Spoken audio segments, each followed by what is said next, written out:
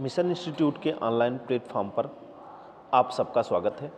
प्रतियोगी परीक्षार्थियों की सुविधा के लिए हमारी टीम ने टेट, सीटेट और सुपर टेट के सभी प्रश्न पत्रों की व्याख्या सहित हल कराने का प्रोग्राम संचालित किया है।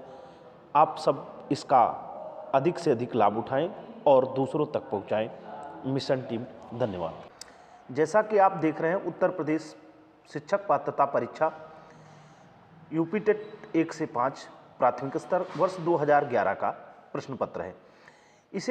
ये पर्यावरण का प्रश्न पत्र है और इसी तरीके से सारे सब्जेक्टों के प्रश्न पत्र हल कराए जाएंगे, जिससे कि आप लोग अपनी परीक्षा को सुगमता के साथ अधिक से अधिक नंबर ला सकें। पहला प्रश्न पूछा गया था, लवण जो जल का अवशोषण करता है कहलाता है। तो लवण जो जल का अवशोषण करता है उसे हाइग्रोस्कोपिक लवण कहा जाता है।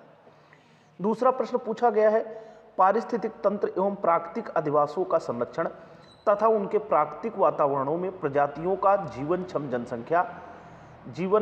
जनसंख्या का रख रखाव एवं प्रतिप्राप्ति के लिए प्रयुक्त पद। तो स्वास्थाने, यहाँ पर सेकंड बी ऑप्शन है स्वास्थाने। स्वास्थाने दो तरीके का संरक्षण होता है, प्राकृतिक वातावरण में, उनके प्राकृतिक वातावरण में जहाँ पर रह रहे हैं तो उसे स्वास्थाने कहते हैं। अगर उन्हें दूसरे स्थान पर ले जा करके उनका संरक्षण किया जाएगा तो उसे वही स्थानीय संरक्षण कहते हैं। तीसरा प्रश्न पूछा गया, समुद्री कच्छपों को जीवंत जीवाश्म कहा जाता है क्योंकि वो 1500 मिलियन वर्षों से अधिक समय से पृथ्वी में उपस्थित हैं। भारतीय उपमहाद्वीप के जल भागों में पाए जाने वाले 5 प्रजातियों के समुद्री कच्छप में सबसे अधिक संख्या किसकी है? तो यहाँ पहले ये ध्यान रखेंगे, जीवंत जीवाश्म। जीवंत जीवाश्म किसे कहते हैं? तो समुद्री कच्छपों को, समुद्री कछुओं को। और इस पर पूछा गया समुद्री कच्छपों में सबसे अधिक संख्या किसकी? तो यहाँ पर ध्यान रखेंगे सी ऑप्शन पे, ओलिव रिडले। कौन? Olive Ridley. अब फिर क्या है, विश्व ऊष्मायन के लिए निम्न में से कौन एक कारक है? वाहनों से निकली गैस, पेड़ पौधों से निकली गैस, भट्टियों से निकली गर्म हवा, रसोई गैस। तो विश्व ऊष्मायन, ग्लोबल वार्मिंग के लिए कौन सी गैस? वाहनों से निकली गैस। वाहनों से निकली गैस ही सबसे प्रमुख कारक है। फिर उसके बाद प्रश्न पूछा गया है 5वें नंबर का। 5वें नंबर का प्रश्न पूछा गया है, धातुमय प्रस्तर किसे कहा जाता है? तो सभी धातुएं अयस्कों से प्राप्त होती हैं, तो धातुमय प्रस्तर अयस्क को कहा जाता है। पेड़ पौधे प्रदूषण को घटाते हैं क्योंकि वे अवशोषण करते हैं। किसका अवशोषण करते हैं? कार्बन डाइऑक्साइड का। CO2 का अवशोषण करते हैं, CO2 का अवशोषण करते हैं और हमें प्रदान करते हैं। कौन सी गैस प्रदान करते हैं? हमें O2 प्रदान करते हैं। क्या करते हैं? O2 प्रदान करते हैं।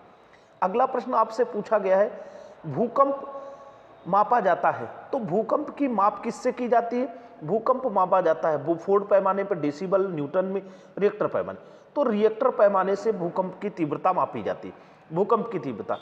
अब भूकंप के आने का पता कैसे चलता है? तो एक सिस्मोग्राफ यंत्र होता है जिसे भूकंप लेखे गए थे। क्या कहते हैं? सिस्मोग्राफ। सिस्मोग्राफ नामक एक यंत्र होता है जिससे पता चलता है, भूकंप के आने का पता चलता है। और रिएक्टर पैमाने से क्या करते हैं? भूकंप की तीव्रता मापते हैं। और दूसरा एक और स्केल है, रिएक्टर स्केल। अगर ऑप्शन में ना रहे तो आप लोगों को ध्यान रखना है, मर्केरी स्केल भी टिक कर सकते हैं। मर्केरी स्केल एक ये भी स्केल होता है जिससे भूकंप की तीव्रता मापी जाती है। अगला प्रश्न है, महासागरों में जल स्तर वृद्धि का कारण है। तो महासागरों में जल स्तर वृद्धि का कारण क्या है? ध्रुवीय प्रदेशों में बर्फ का पिघलना। इसे क्या है? अधिकांशतः लिखा जाता है ग्लेशियरों का पिघलना। ग्लोबल वार्मिंग के कारण ग्लेशियर तेजी से पिघल रहे हैं। ग्लेशियर की पिघलने की वृद्धि तीव्र हो गई है, जिसके कारण महासागरों के जल स्तर में उत्तरोत्तर वृद्धि देखने को मिलती है। आगे प्रश्न पूछा गया है, वातावरण में अत्यधिक हानिकारक सल्फर मिश्रित गैस है, तो कौन सी है? SO2, सल्फर डाइऑक्साइड सबसे ज्यादा मिश्रित सल्फर मिश्रित गैस है। वायु प्रदूषण को कम किया जा सकता है, तो किसके द्वारा? वृक्ष अधिक से अधिक लगा करके वायु प्रदूषण को कम किया जा सकता है। विश्व पर्यावरण दिवस मनाया जाता है 5 जून को। अब ये 5 जून को क्यों मनाया जाता है? क्योंकि 1972 में स्वीडन की राजधानी स्टॉकहोम में स्टॉकहोम में पहली बार पर्यावरण सम्मेलन, स्टॉकहोम में एक मानव पर्यावरण सम्मेलन का आयोजन किया गया था और उसकी बैठक जो हुई थी 5 नवंबर को, इसलिए वर्ष 1973 से इस दिवस को मनाया जाना प्रारंभ कर दिया गया। कब? 5 जून को। तो ध्यान रखेंगे। अब आप साथियों ये भी ध्यान रखेंगे कि हर वर्ष विश्व पर्यावरण दिवस का इस वर्ष विषय क्या है, थीम क्या है, और थीम याद रख लेंगे तो कैसे प्रश्न पूछे जाते हैं ये आप हल कर पाएंगे आसानी से। अगला प्रश्न पूछा गया है, सूर्य की किरणें, सूर्य के हानिकारक किरणों से पृथ्वी को कौन सा स्तर सुरक्षित रखता है? आयन मंडल, ओजोन स्तर, क्षोभ मंडल, चुंबक मंडल।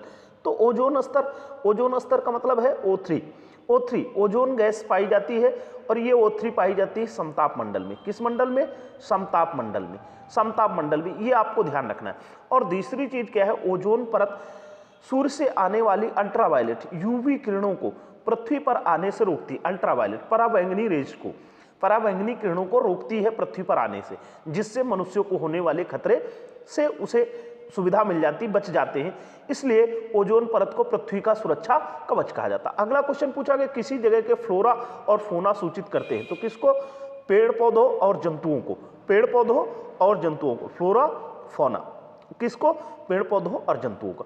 पारिस्थितिक तंत्र का उदाहरण है, तो यहां पर ध्यान रखेंगे तालाब। इकोसिस्टम या पारिस्थितिक तंत्र का उदाहरण क्या है? तालाब। तालाब क्यों है?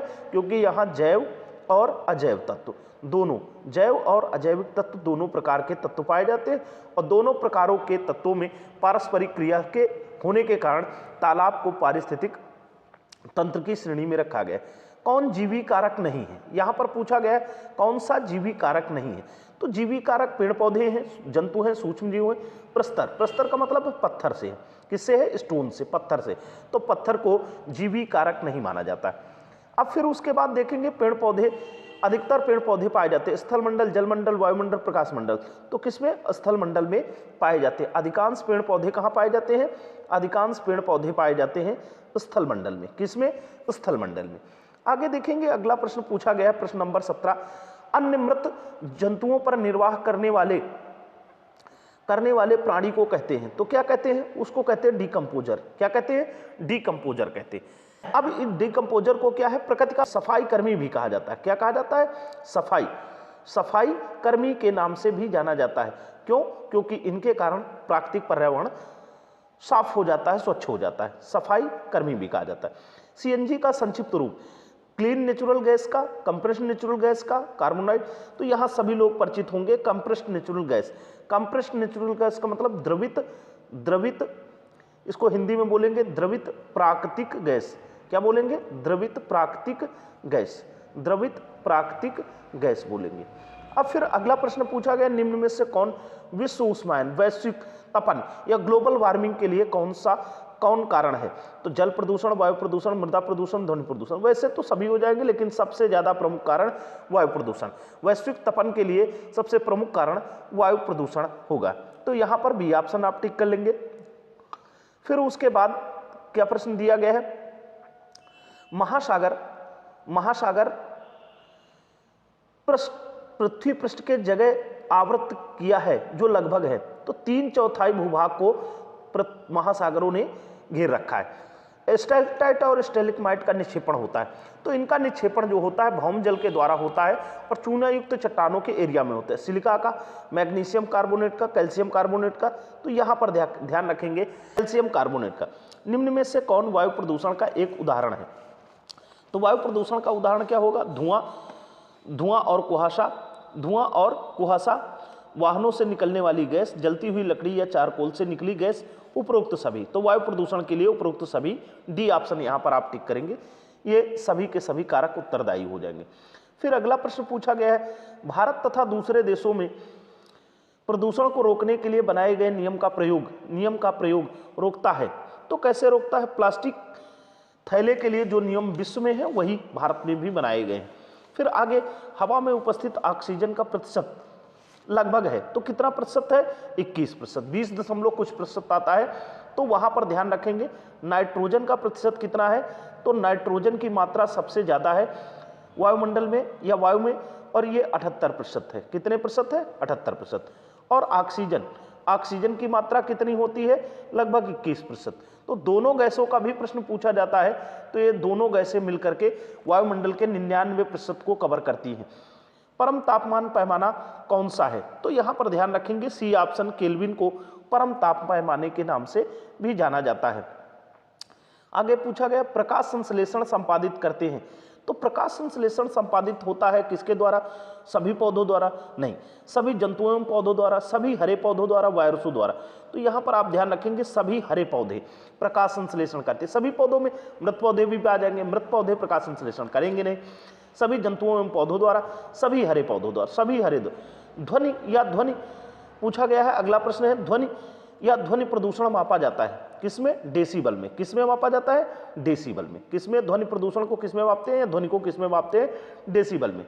निम्न में से कौन सी अंतरराष्ट्रीय संस्था पूरे विश्व में पर्यावरण सुरक्षा की देखभाल करती है? तो यहाँ पर ध्यान रखेंगे डी ऑप्शन है यूएन। यूएन ये संस्था संपूर्ण विश्व में पर्यावरण संरक्षण का कार्य करती है। फिर आगे देखेंगे अगला प्रश्न पूछा गया है कीटनाशकों के अत्यधिक इस्तेमाल से होगा, तो कीटनाशकों के अत्यधिक इस्तेमाल से होगा सबसे ज्यादा कौन सा प्रदूषण? जल प्रदूषण। सी ऑप्शन ध्यान रखेंगे, जल प्रदूषण के लिए सबसे ज्यादा कीटनाशक का अधिक इस्तेमाल जल प्रदूषण को बढ़ाएगा। निम्न में से कौन पर्यावरण के लिए हानिकारक है? तो कौन हानिकारक है? प्लास्टिक। क्यों? क्योंकि इसका विखंडन ये प्राकृतिक पर्यावरण में ये लंबे अरसे तक बना रहता और ये नुकसानदेह। तो पर्यावरण के लिए हानिकारक, सबसे हानिकारक कौन है? प्लास्टिक। अब आज तक के लिए यहीं तक ध्यान रखेंगे। ये आपका 2011 यूपी टेट का पेपर सॉल्व हो गया और इसको सॉल्व करने से आपको आगामी परीक्षाओं में सुविधा मिल जाएगी। ये हम लोगों का विचार है। धन्यवाद।